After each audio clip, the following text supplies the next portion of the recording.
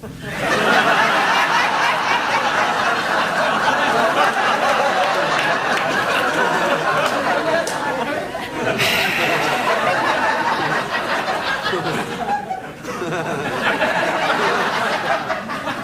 don't like this hat. I think it's bad luck. No, I do. I think this hat's bad luck. I think it's cursed. With bad luck. And I'll tell you why, because I wore this hat once, you know, in one of the early shows, I guess maybe the third, fourth show I did, and it was a bad show. And I thought, well, it must have been the hat.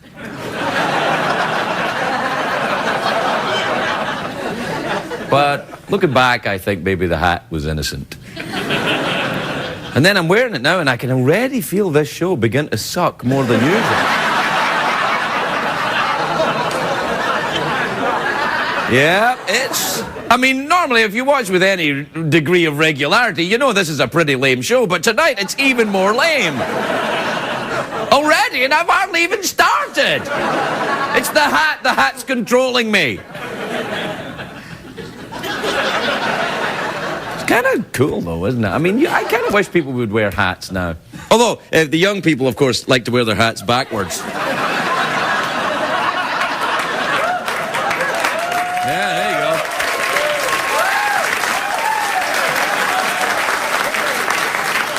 Hey, look at that. All the kids will be doing that now on the Tweety book and everything. They'll be doing all that. The Tweety book.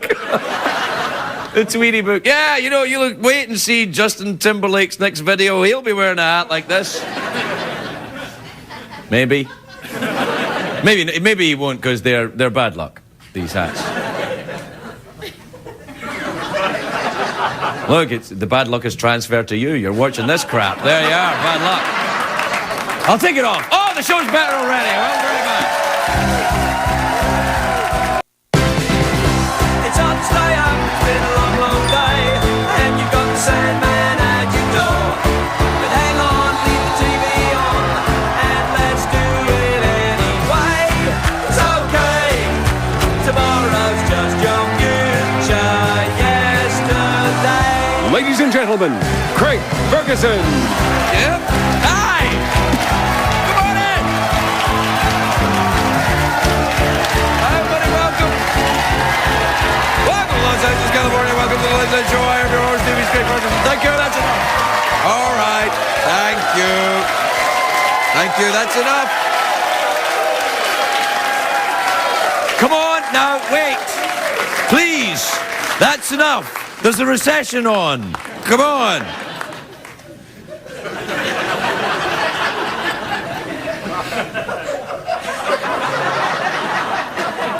It's a great day for America, everybody. Yes, it is. And I'll tell... Yes. I'll tell you why. Great news from Wall Street today. Great news. The stock market is up for the second straight day. Hooray! We're in the body.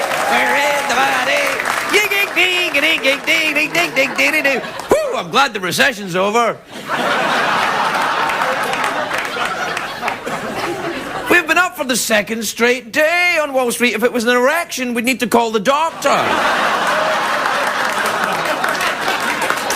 Apparently. Although some areas the economy's still bad. It's a very sad day for Sesame Street. Here's how bad the economy is. Sesame Street have had to lay off 67 people. Now, all the characters are living in garbage cans. And Bert and Ernie are getting married just for the benefits. And the worst news of all, Big Bird is up in Hollywood Boulevard letting people pluck his ass for 20 bucks. No, I don't know if that's true. That's not been corroborated. That's hearsay. The UN says that the world population could reach 9 billion by the year 2050. 9 billion? I don't really care either. It'll be that number unless the Octomom stops having kids. An Octomom joke? Yeah, why not? Oh, that's kind of last week, isn't it? Screw you! Anyway, it's not only a great day for America, it's a great day for Egypt. What? Yes! Archaeologists have found a huge stash of gold near one of the pyramids. It's a very important find. They get the necklaces there, the bracelets. They found some gold nipple rings. Yeah, apparently the ancient Egyptians liked to play with their Nefertitis.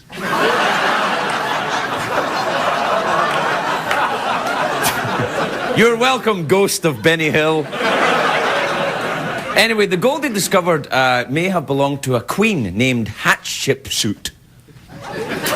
Queen Hatshepsut. At the time of Queen Hatshepsut's reign, she was the richest woman in the world. She was the Oprah of ancient Egypt. And they found a golden cat in this tomb. Ancient Egyptians thought that cats represented wisdom. That's why the Sphinx is half human, half cat.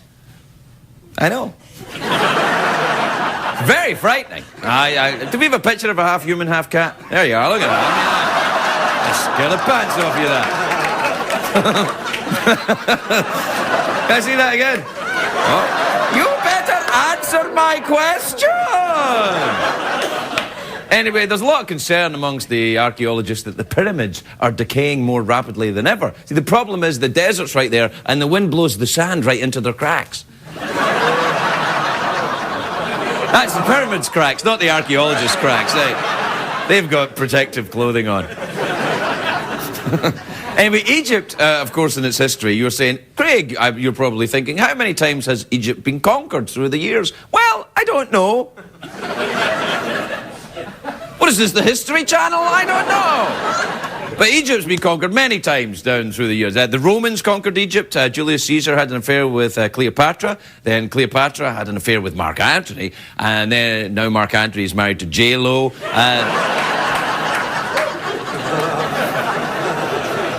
Cleopatra and J-Lo are very different, of course. Cleopatra was famous for that killer asp.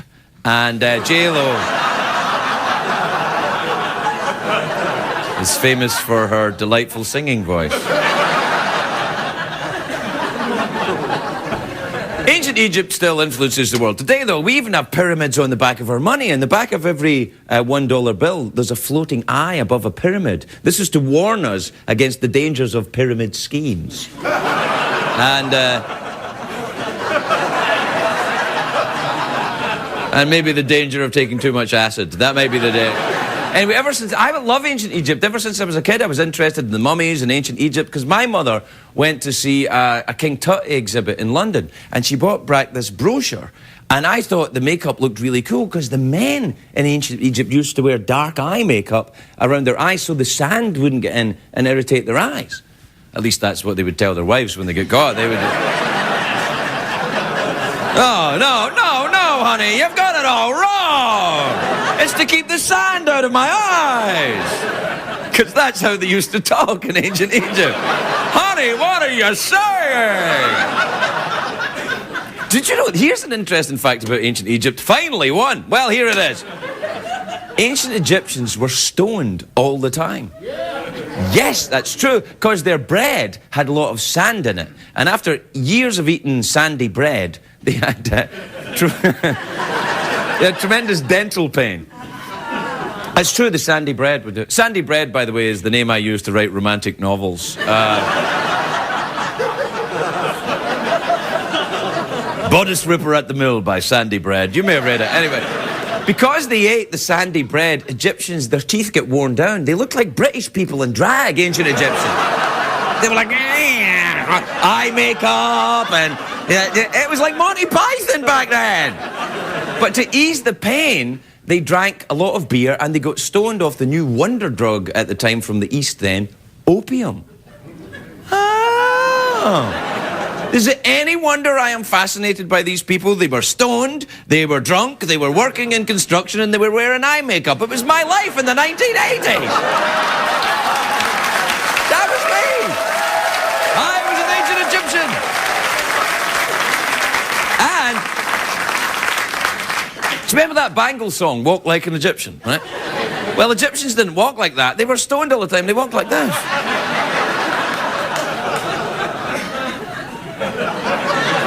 I like that song, Walk Like an Egyptian. But the follow-up didn't do so well. What was it, like Fart Like a Samoan or something like that? I would like to go to Egypt. I've never been, but I would like to go so I could ride a camel and see the pyramids. Because the only pyramid I've seen close is the Luxor Hotel and Casino in Las Vegas. The Luxor is what pyramids would look like if they'd been decorated by drunken homosexuals. Wait a minute, I think they were decorated by drunken... No, I do love the Luxor. That's where Carrot Top plays. Although it's not quite the same as seeing the real pyramids. The real pyramids are surrounded by camels, but the Luxor is surrounded by hookers.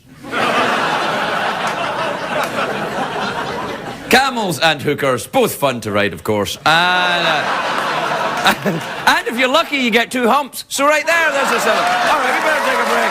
We'll be right back.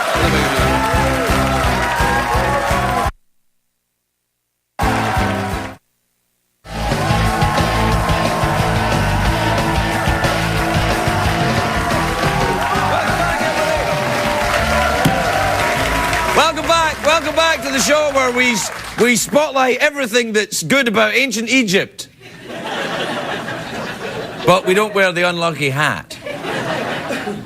Do you know, I've noticed that even although I got rid of the unlucky hat, the show's still pretty bad, isn't it? It hasn't gotten any better, let's be honest. I thought once I took the hat off, things would improve, but the monologue was terrible. I've decided to start doing my own reviews.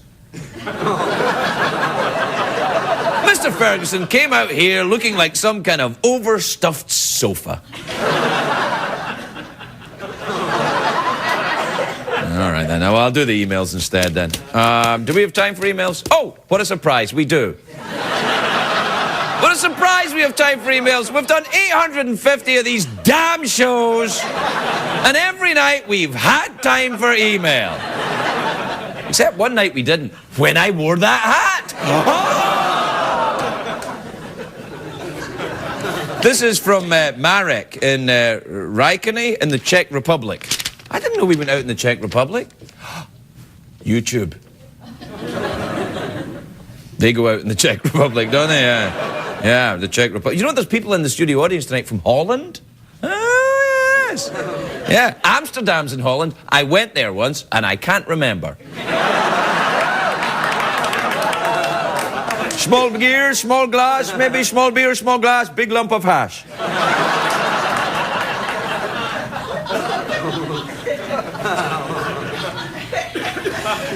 Marek says, Dear Craig, what is your favourite iPhone app? I have no idea what that means. No, I tell you my favourite iPhone app, actually, is I have an iPhone. What? You have an iPhone, Grandpa? Yes, I have an iPhone. iPhone on it. No, I do have an iPhone, and my favourite app on the iPhone, I have 2. One is Scrabble. I enjoy the Scrabble. I think that was $3.99, but worth every penny. And another one is one called Aero Weather, which because I like to go in airplanes, and it tells you the weather at airports, which is sometimes important. That's Aero Weather. It's free, that one. Free, but you have to buy the iPhone, which is like $1 million. So, right. This is from Tracy in Coon Rapids in Minnesota? Minnesota! Oh, yes. Minnesota. She says, Dear Craig, were you born funny or were you hit in the head by something?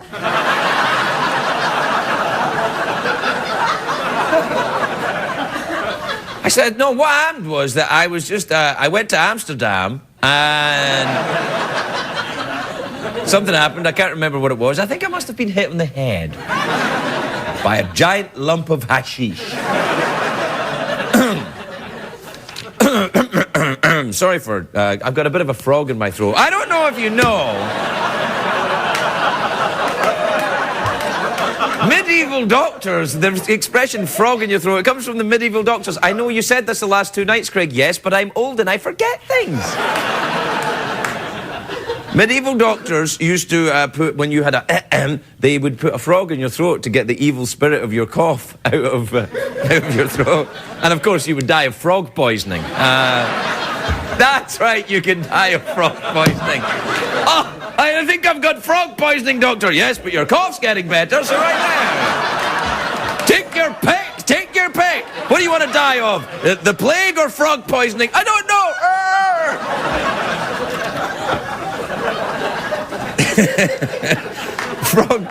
The great frog poisoning epidemic, which of course decimated Holland right back there. And in the 1980s, Dutch people were running, screaming from their houses as the frogs wearing clogs. That's right. Frogs wearing clogs. You may remember. No. Frogs wearing clogs, who later became famous in the poem A Giraffe and a Half. Frogs wearing clogs. Are they in that? If they're not, they should be. Anyway, the frogs wearing clogs attacked the people of Holland. It was a terrible mess. Right. Well, we better move along. This is from Angela in Salt Lake City, which thankfully is in the United States of America. Yes. Oh, no, don't. Angela says, Dear Craig, do you have a GPS for your car? I don't know how I ever got along without it. Oh, really?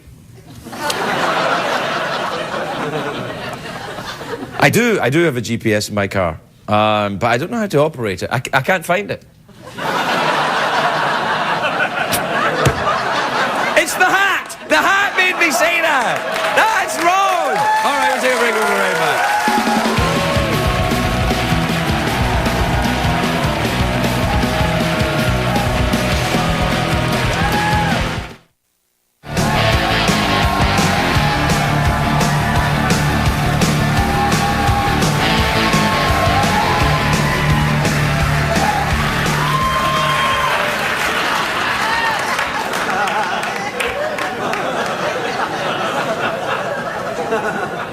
Welcome to Amsterdam, Mr. Bond.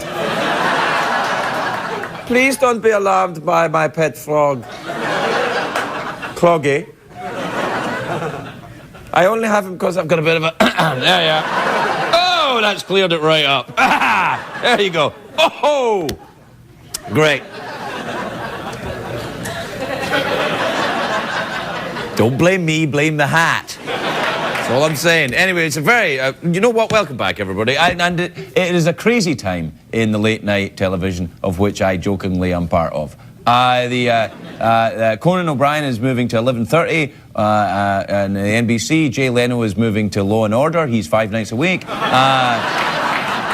Right here at CBS, our executives never stop working to try and deal with this crisis in the late night. It's very... I sat down with one of them today. It was enormously... Wow, I can't believe it.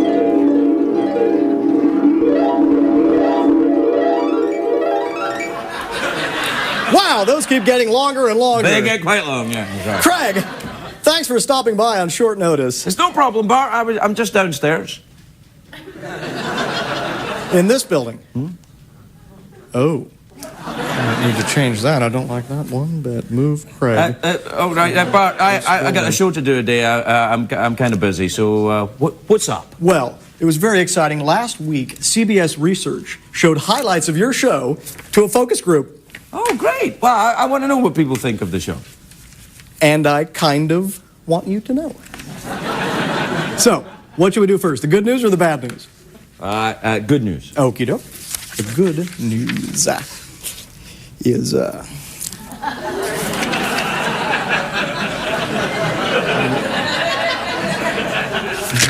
Fine, give me the bad news then. Can you be more specific? Because it's kind of mostly bad news in here. All right, what part of the show do people like least? Well, people seem to like the least the sketches. Really? Yeah. You know when you roll like a flimsy set onto the show and then you have some B-list celebrity insult you? Really? I kind of like those things. That's because you're a moron. They also seem to think it's weird that you wear a wig even when you're playing yourself.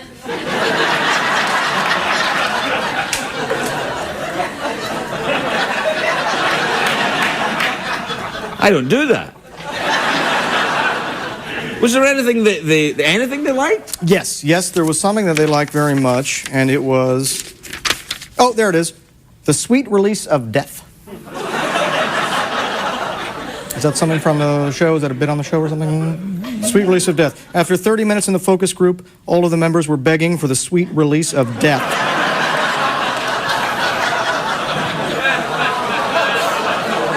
We don't have a sketch called The Sweet Release That's of Death. weird. If you don't have a sketch, then...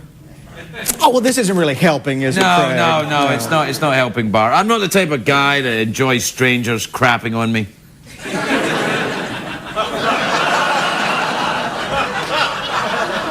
I doubt that very much, Craig.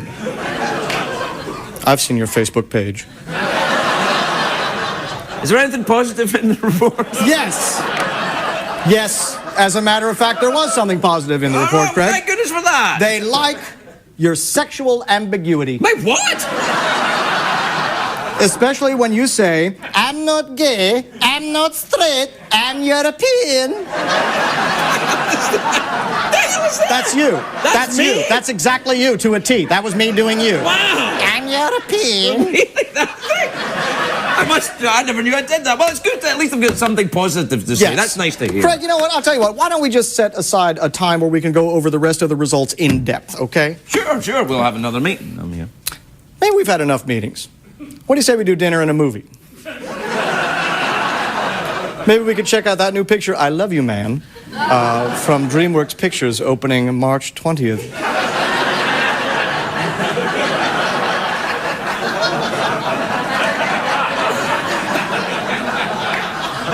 What?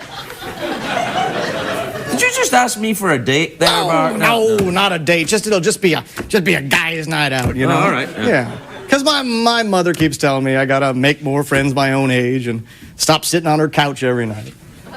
You still live with your mother? Oh no, my mother's dead. But she tells me things. It's kind of like the Ghost Whisperer, you know? Only with saggy ghost boobs.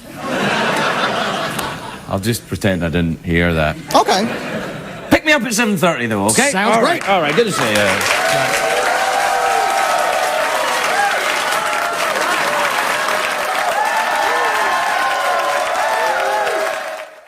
My first guest tonight is in a new film called The Skeptic, which opens May the 1st. He's also in the Private Practice Show, which is on Thursdays on ABC.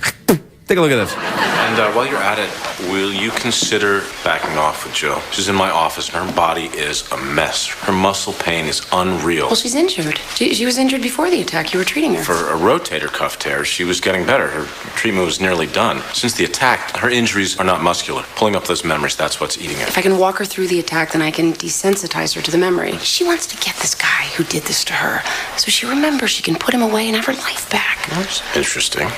Sometimes you think it's better to know, and others, denial works for you.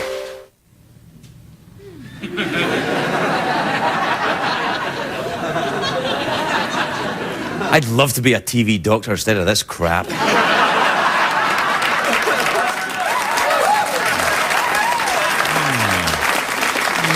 I don't know. I'm going to need some FCCCs and some penicillin and some other things. Yeah. Yeah, you're right. I'm better off where I am. All right. Please welcome Tim Daly, everybody. Tim Daly.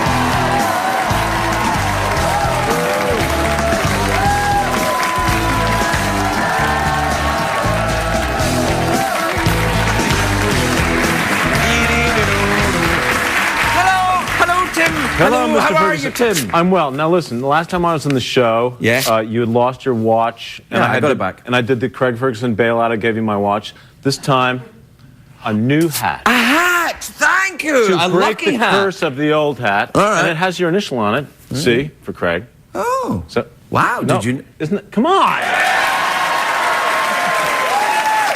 I gave him a new hat. Ooh.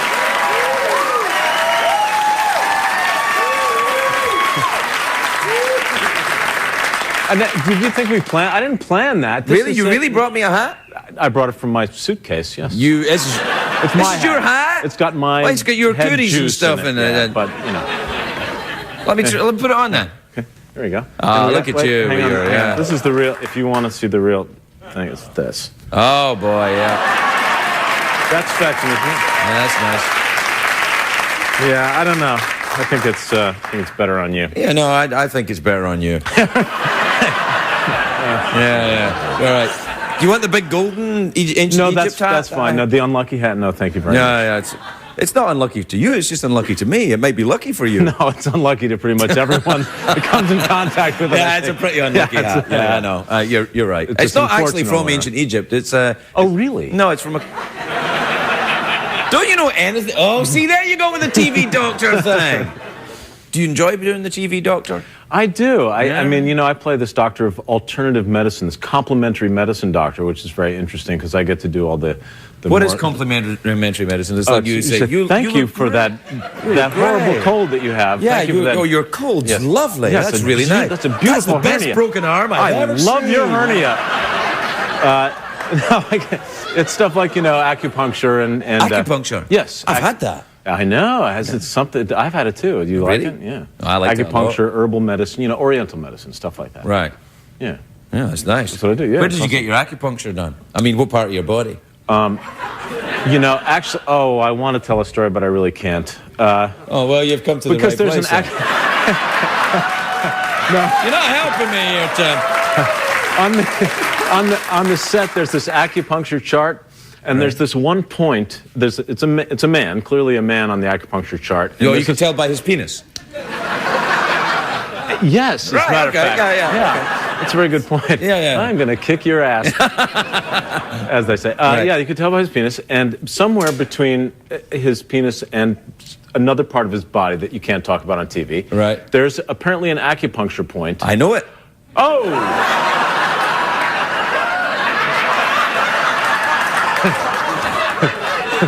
Well, you seem to think I'm in some way tainted by knowing that information. But what's funny about it is that every time... Is that an acupuncture? It is. Every time... No, but I'm an acupuncture Yeah, buddy. me neither, pal. Yeah. But every time we do a scene on that set, somebody has to go and put a piece of sort of moleskin over that particular... Moleskin, you say? Well, to hide the point, because Right. they apparently Now, they don't want... Why does a mole have to die so that you don't... Why don't you just take the chart down and put another chart up? That's a very good You question. put a Rush poster or something like that. Something that an alternative medicine doctor would have in his office. A Rush poster or something by Blue Oyster Cult, maybe, or something. But then an oyster would have to die. The Blue Oyster Cult. No. Okay. You know nothing about alternative rock, Tim, I don't. clearly. Actually, I don't know that Blue Oyster Cult count as alternative rock. Did you ever go and see Blue Oyster Cult or Rush? I never did. Rush are Canadian, you know. I know. Yeah, Isn't that odd? Canadian rock band. Yeah. I think they're the only one. Yeah, rock and roll doesn't seem like a very Canadian pursuit to me somehow.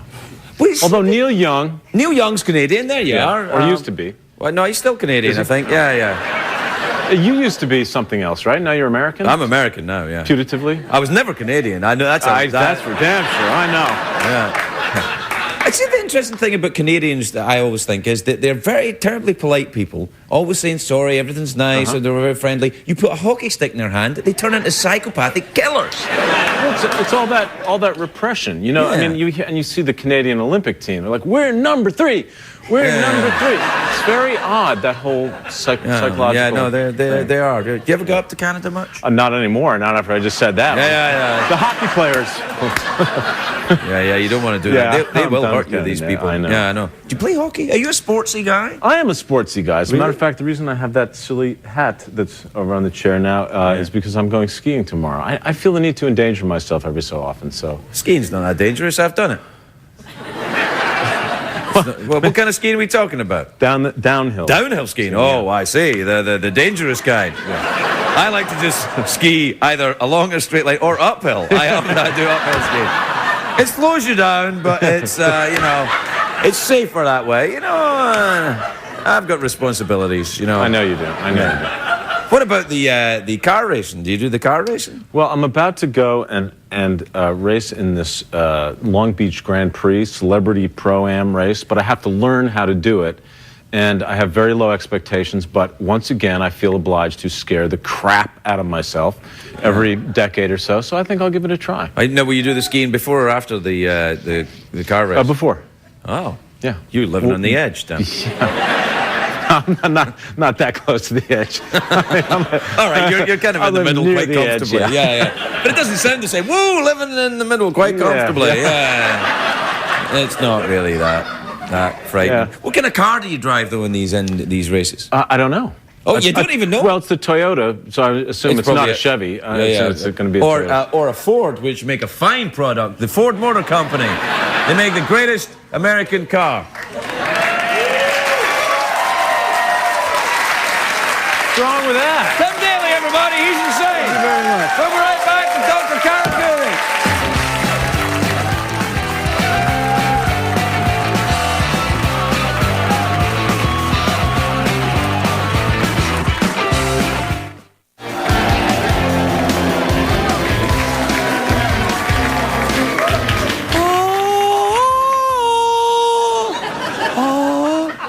The cost of death.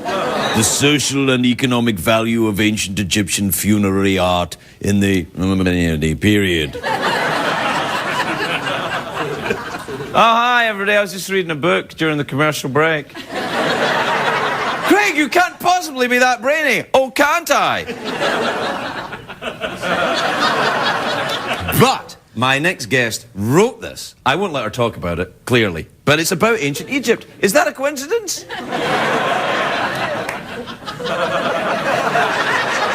Yeah, it's a coincidence. She's a good friend of the show. She's an archaeologist and an Egyptologist. I didn't know the... You know. Anyway, please welcome Cara Cooney, everybody. Dr. Cara Cooney.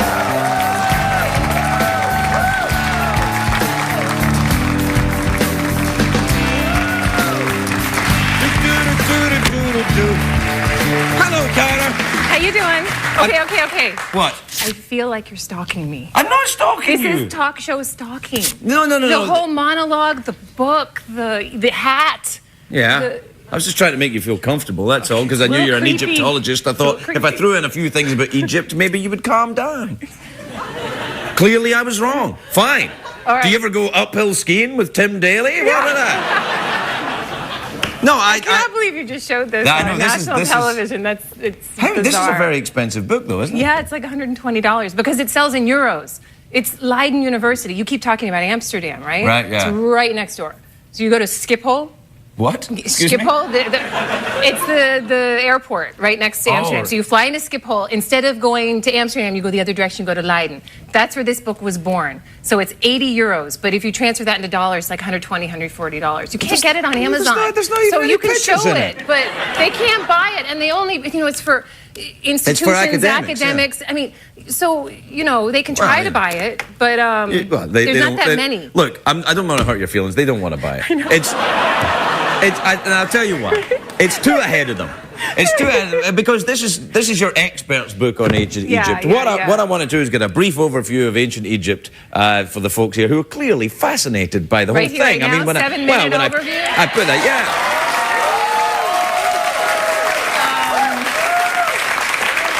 That's such a hard question. Where do I start? I mean, we're Well, talking about 3,000 years of history. Come on. 3,000 years of history. So you start around 3000 BCE, and then it all falls apart with the Mark Antony Cleopatra debacle. So Oh, really? then they become part of the Roman province, and that's 30 BCE, and then it's a disaster after that. But I mean, the thing about Egypt that's the most extraordinary is that you've got continuity the whole way through. And 3,000 years unchanged? it's not unchanged, but the religion's the same, the language is the same. It changes through time, just like English. You listen to Shakespeare in English, it sounds different than English now. Right. So ancient Egyptian, if they heard a bunch of Middle Egyptian and they were speaking late Egyptian, they'd be like, what the hell is that? It sounds Right, really weird. So it would be a little bit different. But the Egyptian language, did the hieroglyphic language script, sound I mean, like? nobody knows. Right. Because the ancient Egyptians didn't have vowels in the way that they Well, wrote. they would go say so, but would they say They things like? Would they spoke the say vowels. owl, eye, sideways head? Like they're writing. Like if their writing's all like sideways owl- head. the You go owl is- owl, eye, sideways head, cat, dog, man. The owl is an M. It's an M. The owl's an M? It's an M, I like thought the it was letter an M. oo. I thought No, it- that's the quail chick. The quail chick is an ooh. Well, I You've thought they- been trying to study hieroglyphs on your own. Why didn't you call me? Well, What? I wanted to impress you with my knowledge of Oh my hieroglyphics. God. The quail chick is an M. That's Well, not I thought the owl was an oo because owls go ooh, and I thought that's why they had an owl. The owl is an M, and it's a preposition for M, but it's also just a letter. So it's a collection of signs. Some of them are phonetic, right? Right. So M, P, B, all of these other things. And some of them are sense signs, what we call determinatives. So if I wanted to write the word house, Right. pear in ancient Egyptian. So I do a P, which is this little rectangle, Right. and then an R, which is it looks like a little mouth, Right. And then I put a little house sign underneath it. Why don't you And just that's my draw a word for house? If you want to draw a house, just draw a house. The Egyptians believed the hieroglyphs were they call them medu neter, they call them the script of the gods. Oh. That when you actually write something down, it comes into being in the next life. Really? So this is sacred stuff. You put this on a temple wall, that will come into being in the next life. Was everybody very literate? Were the poor No, people? no, It was no. just the priests and stuff were literate then, was it? 5% of society Right. could really participate in all of this and were able to read and write, even able to afford coffins and all Well, that. yeah, So but it's why a are very you so small fascinated percentage. with death, by I the don't- way? What is your thing with death? I don't know. Yeah. But I am fascinated with death. But in a Who's very... this guy here as well? That's a lady. That's a lady? She lives in Frankfurt now. It's a lady. Really? And, She doesn't look German to me, I gotta be honest.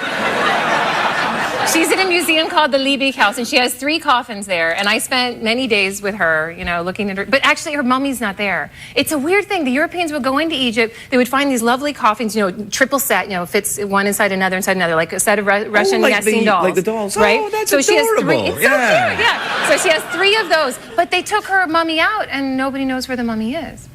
I know. Oh. Do you ever get freaked out if you're working late at night and there's there's mummies and dead bodies around, and maybe you're wearing a little outfit and it's hot and you take your glasses off and you let your hair down? Does that ever happen? No. Okay. No, but in Cairo, when I worked on a lot of coffins for this book, and a lot of them were in Cairo, and there the bodies are still inside of the coffins. Oh. And they're smelly, and they're just Really? kind of... Smelly? Yeah, it's strange. It's not like... Well, I've actually never smelled a fresh, rotting, dead body. Yeah. But There's I imagine... no business like show business.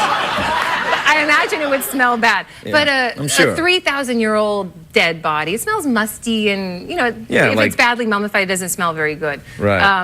You want to be cremated, you want to be buried? Which do you want? I mean, I think probably There's a lot of choices. no cremated. A lot of choices. Cremated. You go to your local funeral parlor, and they're going to be like, we could do this. Well, this, they're not going to be What coffin asking do you me, are they? I mean, They could. You could decide this in advance, plan it out in Well, all advance. right, well, you know, they're well- the commercials. Do you want your Well, loved you're ones the one to make that these see- choices for you, or will you make it for them? well, you could do it in advance. you've seen all the options. What would you do? Cremated. Or put me Cremated. in one of those little cardboard boxes and just throw me in a hole. I don't really care. After seeing all the trouble people go through, it's not worth it. Really? It's kind of stupid. Yeah, and then you get somebody like you coming along a couple of thousand years later, digging up, going, Studying their "Oh, look, a coffin." femur!" Yeah, no, that's it. It's lovely to see you again, Dr. Cara Cooney. Everybody, we'll be right back.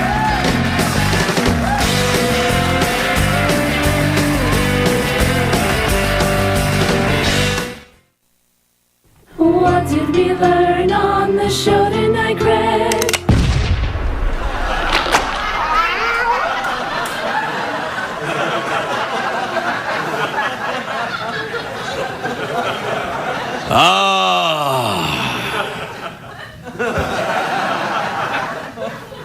Look well, my people. Look well upon my strange bejeweled crown. For I will wear it no more. Because, just as I suspected, tonight's show sucked.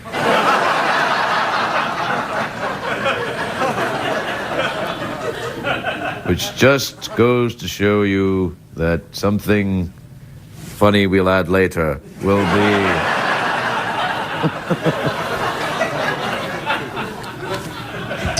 I'm going to give the hat away, but not in a competition. I'm going to give it to somebody in the studio audience. And I know that there's been a lot of trouble recently. Come with me, if you will. There's been a lot of trouble recently. I'll go into the dark, but just follow the glimmering hat. There's been a lot of trouble recently between America and Holland. People have been saying that maybe our countries aren't as friendly as they used to be. We were renowned for our friendliness with those flat-landed, hashish-loving sex maniacs.